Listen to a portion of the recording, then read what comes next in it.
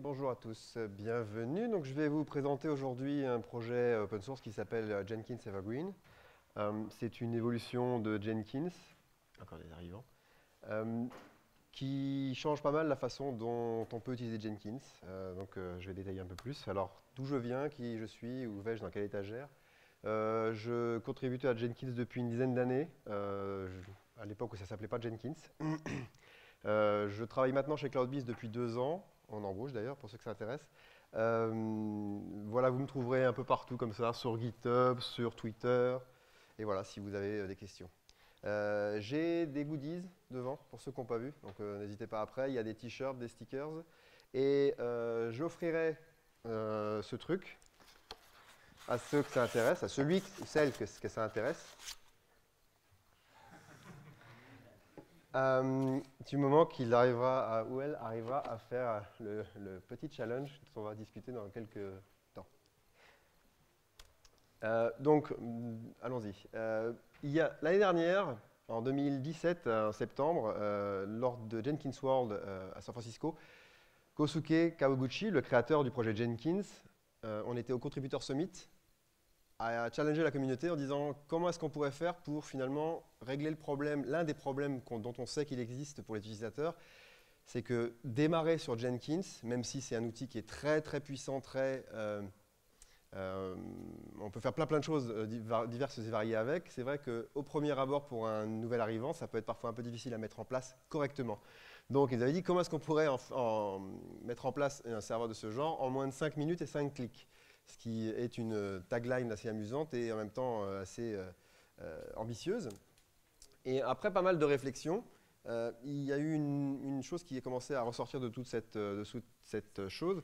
Et l'idée, c'était de dire, ouais, mais personne ne veut vraiment juste un wizard, comme pour ceux qui connaissent un peu, de la version 2, où juste on se fait un peu guider, on installe les plugins et c'est fini. Vers une version évoluée de ça, c'est pas une révolution, c'est pas quelque chose qui peut vraiment changer la donne vis-à-vis de ça. Donc en fait, on a totalement renversé la vapeur et on a designé une version de Jenkins, une distribution même de Jenkins, on peut dire, très différente. Et l'une des bases de ce truc-là, c'est de faire que de base, votre distribution va avoir des défauts, des valeurs par défaut automatiques. Typiquement, donc je vous montrerai un peu lors de la démo à quoi ça peut correspondre, que votre truc, si vous êtes sur AWS, va être préconfiguré, auto-configuré pour, par exemple, je ne sais pas moi, utiliser S3, mettre en place correctement des instance profiles, ce genre de choses qui sont normales sur AWS, mais que si vous faites à la main et qu'en plus vous ne connaissez pas trop AWS, ça va vous prendre au bas mot une semaine et encore. Et puis voilà, si jamais vous préférez, vous êtes un magasin, une entreprise qui est plutôt pour Azure ou plutôt du pur en local, de vous fournir des solutions qui soient un peu, entre guillemets, clés en main. Et en l'espace de juste une commande, vous avez Jenkins qui démarre. Et l'idée étant que on ne veut plus que les gens soient administrateurs Jenkins, mais qu'ils soient juste concentrés sur faire du continuous delivery et de compiler leur code. Par rapport à ce que je viens de dire justement, c'est la grosse différence aussi, c'est que Jenkins Evergreen, lorsqu'il tourne quelque part chez vous, quelque part pour vous, il est mis à jour automatiquement.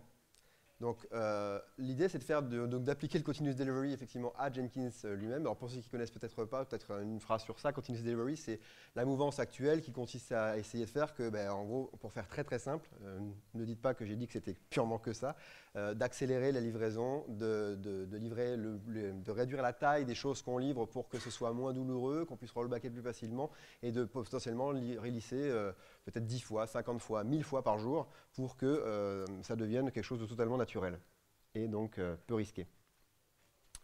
Et donc Evergreen va se mettre à jour automatiquement. Mais le problème, c'est que si je vous dis ça, ça paraît super joli, mais si le but, c'est de mettre à jour les instances qui tournent dans le monde automatiquement, et puis que juste elles crashent dans la minute qui suit, et puis qu'ensuite c'est fini, je ne pense pas que l'expérience utilisateur va être vraiment satisfaisante. Donc l'idée, c'est d'arriver à le faire de façon soutenable. Comment on fait ça? C'est qu'en fait, ce qui se passe, c'est que dans une instance Evergreen, il y a un side process, on va dire, qui tourne à côté de l'instance principale et qui va vérifier qu'elle fonctionne bien. Et si jamais ça ne fonctionne pas, va rollbacker sur la version précédente. Donc normalement, vous n'avez même pas à vous occuper de ce genre de choses, c'est-à-dire que ça se met à jour tout seul, que ce soit les plugins ou Jenkins le cœur, ou même d'autres éléments qui permettent de faire que Evergreen fonctionne. tout ça, vous n'avez plus à le gérer. Et c'est vrai que, je ne sais pas ce que vous en pensez, mais l'une des plus grosses, l'une des choses qu'on a tous à faire au cours de notre carrière, toute l'année, tous les jours, c'est d'essayer de maintenir tout ce bordel à jour. Donc on passe notre temps à mettre à jour le système, les patchs sécurité, les features, l'outil, le Google Doc, heureusement on n'a plus à le faire, et encore pour ceux qu'on utilise. Bref, tout ce qu'on utilise partout, il faut passer notre temps à mettre à jour. Et ça, en fait, on essaie de l'enlever des utilisateurs finaux pour qu'ils puissent se concentrer sur la livraison de leur propre logiciel. L'instance, donc, pour arriver à faire, notamment à aller dans le sens de rendre ça soutenable, de rendre ça réaliste, votre instance, elle est connectée à un back-end constamment.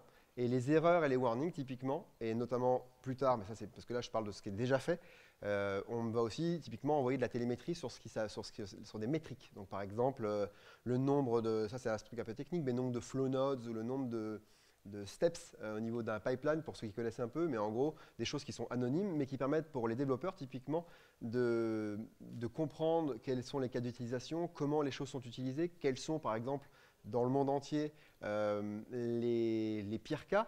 Par exemple, quelqu'un qui va... Vous êtes tous dans ce cas-là, j'imagine, vous avez déjà eu ce cas-là, où vous vous dites mais attends, parce que là, dans cette table-là, pour un logiciel qui est installé chez les gens, est-ce que le maximum de lignes pour mon design que je dois supporter, c'est 50 000, c'est 1 million ou c'est 2 milliards si on n'a pas ce genre d'infos, ben on bosse moins bien. C'est d'ailleurs pour ça qu'il y a la mouvance du data science et tout ça, où quand on arrive à faire des décisions basées sur les données, ben on les fait bien mieux. Et puis en plus, si on peut itérer rapidement avec ce qu'on appelle le continuous delivery, ben on a toute la chose qui est sympa. Donc là, typiquement, l'une des choses aussi intéressantes pour ça, c'est que ça paye une feedback loop qui est pas mal réduite.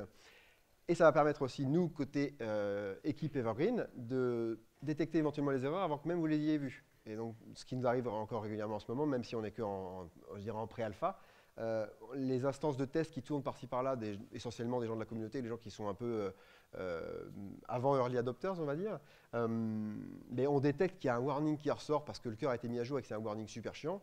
Et bien éventuellement, soit on va voir s'il y a une correction à faire au niveau du warning lui-même, de l'impact de ce que ça révèle, ou carrément on va aller corriger le cœur de Jenkins ou un plugin en particulier qui est fait juste du verbose logging, en anglais ils disent log spam.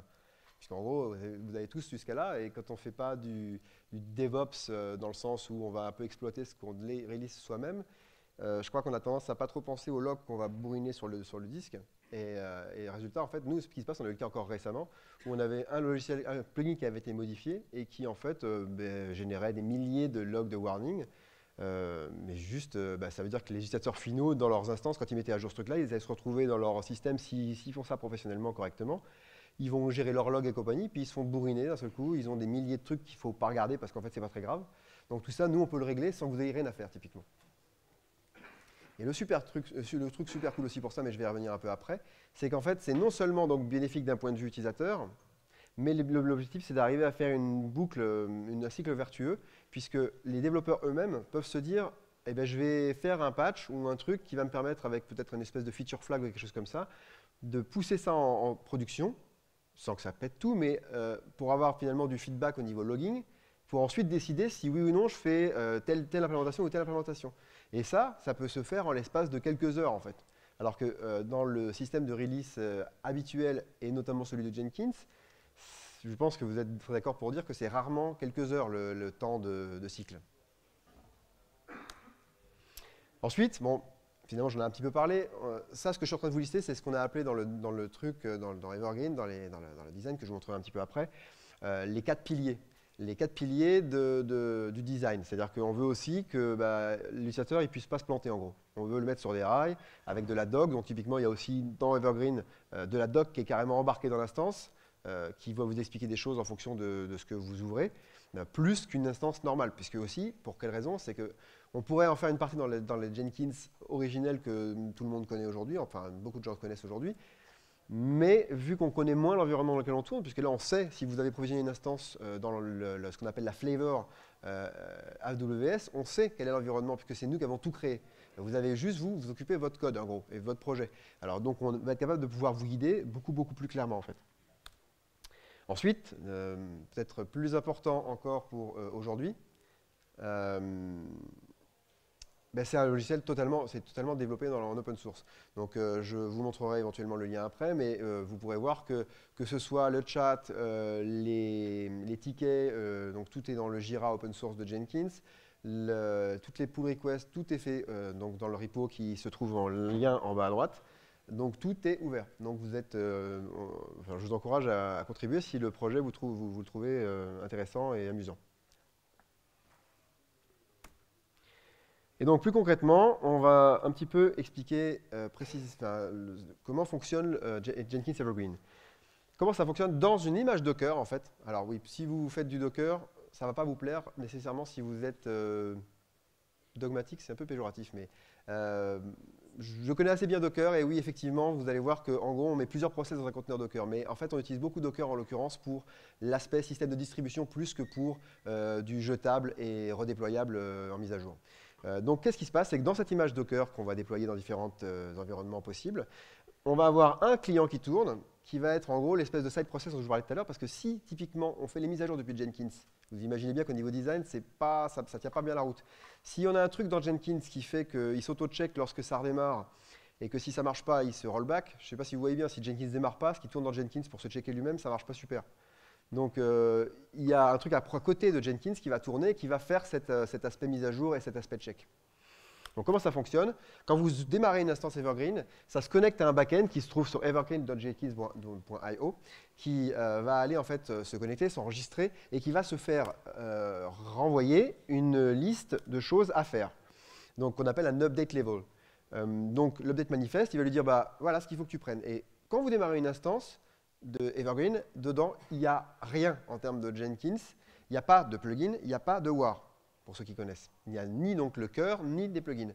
Par contre, ce qui va se passer, c'est que lorsqu'il va s'enregistrer, se connecter, le backend va lui dire, voilà, pour l'update level 152, tu vas télécharger ce WAR, ces plugins, et donc il va les télécharger, les mettre au bon endroit et redémarrer Jenkins.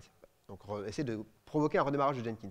Ensuite, ce qui va se passer, c'est que ce side process ici, il va le faire, ce que je viens de dire, et ensuite il va regarder si Jenkins revient au bout d'un certain temps. Si ce n'est pas le cas, il va...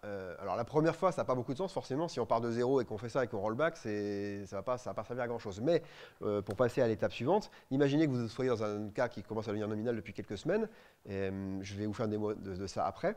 Vous allez être dans le cas où potentiellement donc, vous allez avoir le health check qui se passe.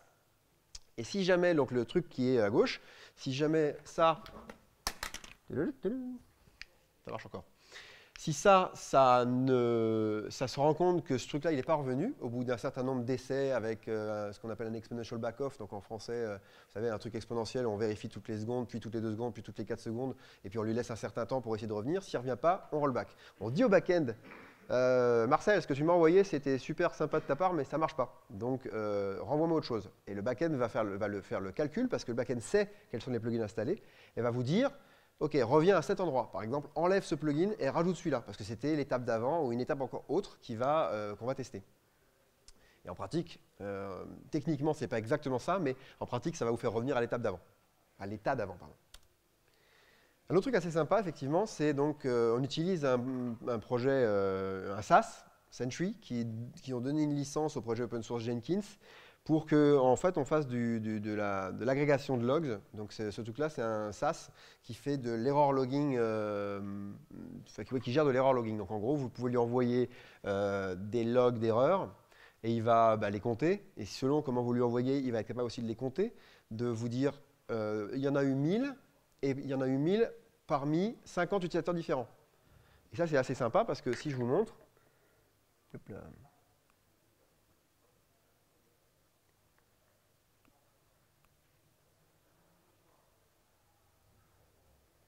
Donc ce dont je parlais récemment, par exemple, si je vous montre ça juste rapidement, voilà ce dont je parlais, qui était un log qui a été ajouté il y a même pas 2 semaines, et qui s'est retrouvé, après qu'on ait mis à jour à ce plugin-là, à envoyer des milliers de lignes de log dans le back-end. Et ce qui est intéressant, c'est que vous voyez donc ce que j'expliquais là, on voit que ce log-là, donc on voit les détails un peu plus précis ici, a été envoyé donc à notre back-end, un warning, et il a été vu par 101 instances différentes. Et si je reviens à ce que je voulais vous montrer, Bon, c'est l'essentiel. Après, je reviendrai sur ça. Je vous montrerai pour la boucle pour expliquer ça plus précisément. Donc en fait, ce qui est sympa avec ce truc-là, c'est que ça nous permet de faire aussi du... Bah, finalement, je trouve que c'est un des composants du continuous delivery, c'est que on va être capable d'avoir une boucle de feedback vachement réduite. C'est-à-dire qu'en l'occurrence, on a les logs qui remontent vers le back-end, on peut regarder... 14. Pas grave. On va avoir le truc qui revient du back-end, on va pouvoir le regarder, le fixer et redéployer. Et donc avoir une boucle de feedback, une boucle de fixe de bug qui est assez courte. Donc si je vous montre typiquement ce que je disais à l'instant, celui-là, c'est typiquement un bug qui a une erreur qui a été remontée. Donc on a une discussion ici qui commence à exister. Vous voyez que c'était il y a 3 mois, mais en gros le 20 août à 16h58. Donc moi je dis bah ouais, en fait c'est un problème, c'est juste un problème de log en l'occurrence. Donc si vous regardez sur GitHub, il y a eu une pull request, mais typiquement encore une fois le 20 août, donc à 4 heures plus tard à peine, parce que le temps qu'on jette un œil, en fait c'était juste un warning qui était beaucoup trop bavard. Hop, on l'a mis là, mais après ce qui est intéressant, c'est que donc là on a un plugin qui est corrigé dans Jenkins. Donc ça ne veut pas dire que c'est corrigé dans la production. Et en fait ce qui s'est passé ensuite, c'est que, ok, ensuite on va, je répète, c'est pas grave. Hop. Donc dans le cas d'Evergreen, nous ce qu'on fait, c'est qu'on va juste avoir à modifier un fichier YAML qui décrit en gros la tronche que va avoir votre instance, qu'est-ce qu'il y a dedans. On met à jour un plugin de la version X à la version Y, on merge. Dans le backend, qu'est-ce qui se passe? Ça pousse un update qu'on appelle update label automatiquement ici, qui va avoir cette tronche-là au niveau JSON, et qui va ensuite être poussé à toutes les instances qui sont connectées pour avoir la mise à jour en question. Donc là, en l'espace de moins de 12 heures, on a eu un log qui remonte, une discussion, une analyse de développeurs, 2 fixes, un push et des updates en production. Donc c'est quand même assez sympa sans qu'il y ait rien à voir, sans que personne n'ait rien à faire là-dessus. Donc on va faire maintenant enfin quoi que j'ai déjà un peu commencé, mais on va essayer de faire une petite démo. Donc ce que j'ai fait avant hier, c'est que hop là, on va y arriver. J'ai provisionné quelques instances. Alors je vais vous montrer rapidement, vite fait, from scratch, à quoi ça peut ressembler. Alors il y a plusieurs flavors actuellement qui existent, il y en a 2. Il y a la Docker Cloud Flavor, qui est en gros une flavor que vous allez utiliser sur une machine à vous si vous avez ce use case-là. Donc typiquement comment ça fonctionne. Alors si vous connaissez un petit peu Docker, vous allez voir que ce n'est pas très très compliqué. Je vous ai montré le provisioning ici, même si vu que je suis sur mon téléphone, ça devrait quand même marcher bien, mais on va voir. Des volumes RM, je vérifie juste que j'ai pas de trucs qui vont m'embêter.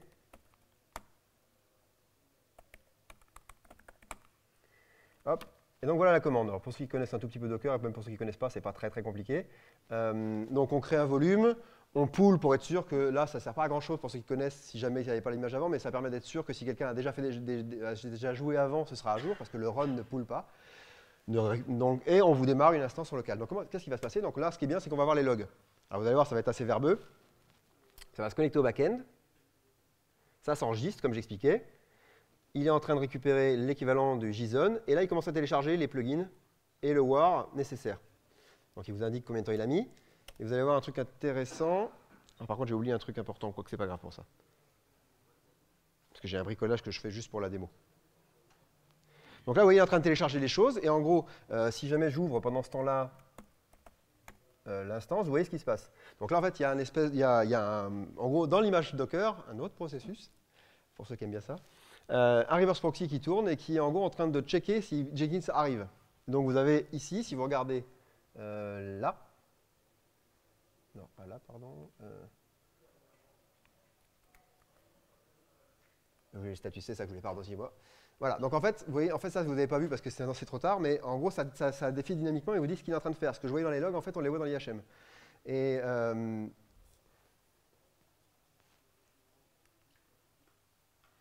voilà. Et donc là, le serveur est en ligne. Et si on regarde ce qui va se passer, return to Jenkins. Maintenant, si je regarde la doc,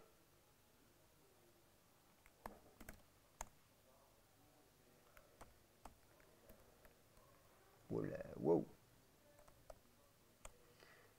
Il y a en fait le mot de passe à aller récupérer sur le disque pour l'instant. Ça, on verra si un jour on peut le rendre de façon plus user-friendly, on va dire. Même si je ne suis pas sûr que de filer le mot de passe ce soit facile via l'IHM.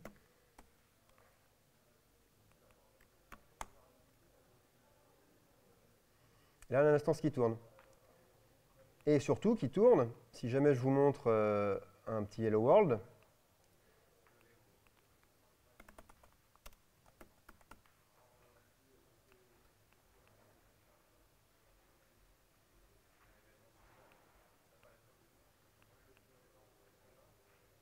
ce qui est intéressant là, qui n'est pas forcément évident au premier abord, c'est qu'en fait, il n'y a pas d'exécuteur sur le master. Donc ce qui est en train d'être fait là, c'est en train d'utiliser la socket qui est préconfigurée pour faire du Docker, en l'occurrence in-Docker, pour démarrer un agent, lancer le build dedans et le jeter. Ce qui n'est pas fait par défaut. Vous n'êtes pas d'accord. Ils m'ont dit 1 minute il y a quelques minutes. Voilà. Et donc, ça va démarrer de façon dynamique un agent. Puisque, en fait, sans avoir rien à faire, dans la conf de Jenkins, ici, puisque c'est une instance Evergreen avec la flavor Docker Cloud, tout a été préconfiguré pour que, en fait, vous ayez déjà une socket Docker qui soit prête, avec toute la conf qui est nécessaire ici, oups, qui vous n'avez plus rien à faire, ça va marcher de base. Okay. Ensuite, ce que je vais vous montrer rapidement maintenant, c'est juste la flavor, parce que ça, j'en ai provisionné hier, c'est intéressant. Et je pense qu'on n'aura pas le temps de faire beaucoup plus.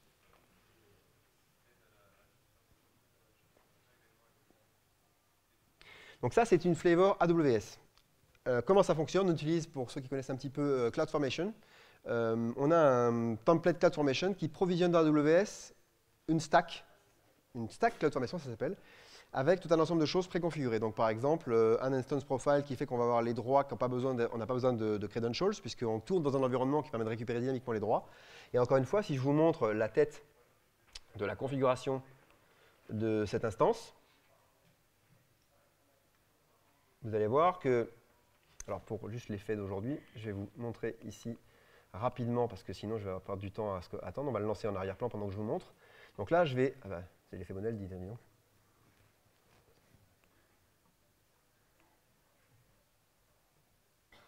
Alors, on va lancer un job. Je voudrais juste vous montrer ça.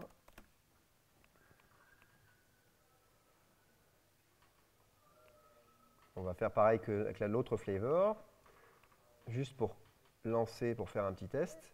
Et pendant ce temps-là, je vais vous montrer. Donc, pareil, ici, l'instance, j'ai rien eu à faire. J'ai lancé une simple commande hier, donc, qui est documentée, et qui va préconfigurer des choses pour que, en gros, j'ai rien à faire. Et notamment, vous allez voir que ce genre de choses, test connection, donc sussex, tout ça, c'est quand même pas mal de boulot pour quand on ne connaît pas.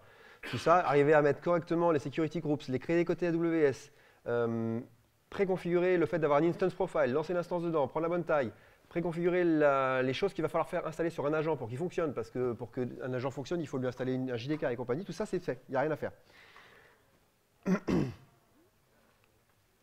Donc là, je ne sais pas ce qui se passe. J'ai fait Bonaldi. Il y a une erreur apparemment. Il y a quoi? Je ne sais pas. Ce qui est intéressant pour cette flavor, c'est que en fait, il y a des choses qui sont préconfigurées. Typiquement, il y a quelques temps, il y a des choses qui ont été modifiées dans le cœur de Jenkins pour arriver à faire qu'on puisse stocker dans le cloud de façon pluggable en fonction du cloud dans lequel on se trouve. Typiquement, il y a un truc qui s'appelle l'Artifact Manager S3 plugin qui a été développé, qui permet de stocker dans S3 ce qu'on appelle les stashes, donc en gros les stash pipelines, si vous faites un peu de pipeline dans Jenkins, et aussi les artefacts. Il faut savoir que de façon historique, les artefacts d'un build avec Jenkins sont stockés sur le master, ce qui n'est pas super en termes de scalabilité. Si on veut un jour que Jenkins soit cloud native, ça ne marche pas top d'avoir un master sur lequel on stocke les données en gros.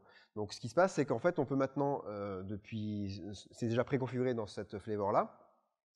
D'ailleurs, je pense que je dois avoir une qui marche un peu mieux. Je ne sais pas pourquoi celle-là ne marche pas. Ça, c'est une à moi. Et donc, si je vous montre par exemple ici, j'avais fait... non, c'était pas dans celui-là. Alors, soit il y a un problème côté AWS qui m'étonne, mais...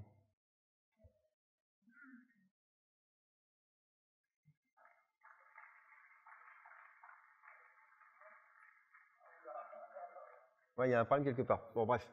On va dire que c'est bon, c'est pas grave. Je vais pas m'acharner sur ça. C'est l'effet démo. Et donc, je vais revenir ici.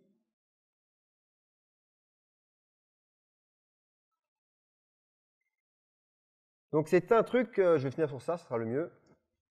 Donc c'est un projet open source, c'est très très facile de démarrer avec parce qu'en gros vous clonez, si vous êtes plutôt sous Linux parce que sous Windows ça marchera moyen, sur Mac ça marche shot. Donc vous démarrez votre truc, vous faites make check et vous êtes parti. Il y a un document qui s'appelle hacking.adoc qui est utilisable et qui vous permettra de jouer avec. Donc merci à tous et maintenant si jamais il y a des questions, ben, je suis tout oui.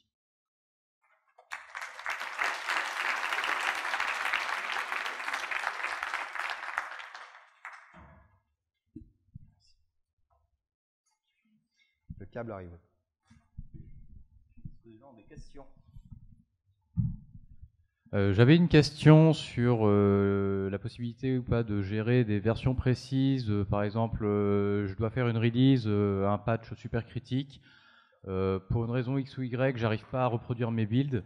Je veux revenir sur une version précise où je sais que j'ai obtenu le build que je veux corriger. C'était peut-être dans la to-do list qui a été sautée. En fait, c'est un peu ça.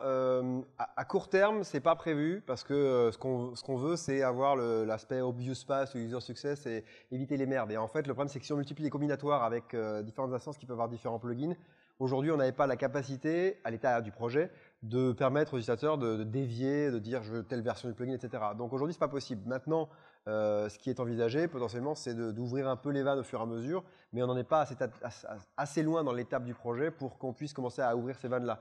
On a eu pas mal de débats en interne avec l'équipe, ceux qui travaillent sur ça, en disant, moi je suis de l'avis de, typiquement, si on ouvre les vannes sur ça maintenant, on tue le projet. Parce qu'il faut déjà qu'on arrive à marcher sur un sous-cas, et ensuite, quand on est bon sur le sous-cas, on grossit. C'est un peu la loi de John Gall, en gros, si vous connaissez. Si vous voulez un truc complexe, il a commencé simple. Si vous commencez complexe, il faudra le jeter et recommencer à zéro, en gros. Donc bref, il faut commencer à un truc qui fonctionne de façon simple, et ensuite on grossit. Et c'est ce qu'on essaie de faire.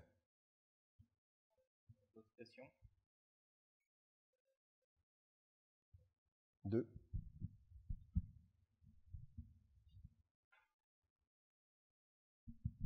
Merci pour la presse. Du coup, un des trucs que j'ai pas bien compris, le evergreen.jenkins.io, cette partie-là, est-ce que ça fait partie du côté libre? Est-ce que c'est auto-hébergeable? Est-ce qu'on peut mettre ça chez nous? Oui, c'est côté libre, oui et non. En fait, le code est libre, mais ça, c'est un déploiement qui n'est pas accessible, puisque pour des raisons de sécurité et compagnie, il est déployé côté back-end de Jenkins Project. Mais oui, puisque en fait, ce back-end fait entièrement partie. On n'est pas sur de l'open source pseudo libre, où on a le back-end qui est proprio et la client qui est libre. En fait, tout est ici. Et ça, ce que je viens de vous dire, c'est là. Donc ça, il est déployé sous evergreen.jenkins.io. Mais lorsque vous faites make check, en fait, ce que vous faites, c'est que vous provisionnez de façon dynamique pour votre test un back-end et une instance qui se connecte et on lance des tests dessus. Donc en fait, vous pouvez déployer ce back-end n'importe où. Modulo le fait que vous faites les efforts pour le déployer comme il faut, mais oui.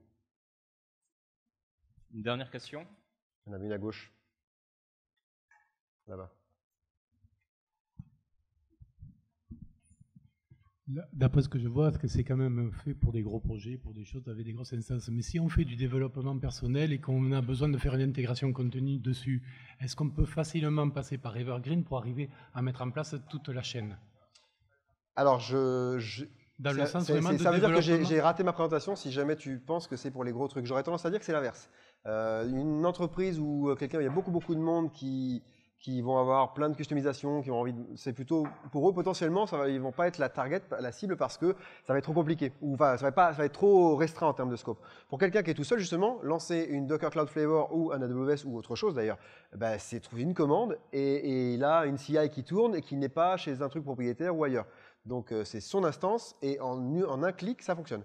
Donc là, si je vous montre ça, je pense que je posterai des vidéos pour montrer. J'ai fait une présentation il y a moins d'un mois qui a bien marché. Donc c'est l'avis des démos. Mais voilà, donc ça marche normalement de base et en l'espace de quelques secondes, tu as une instance qui tourne et qui est utilisable. Merci beaucoup pour la présentation. Merci à tous.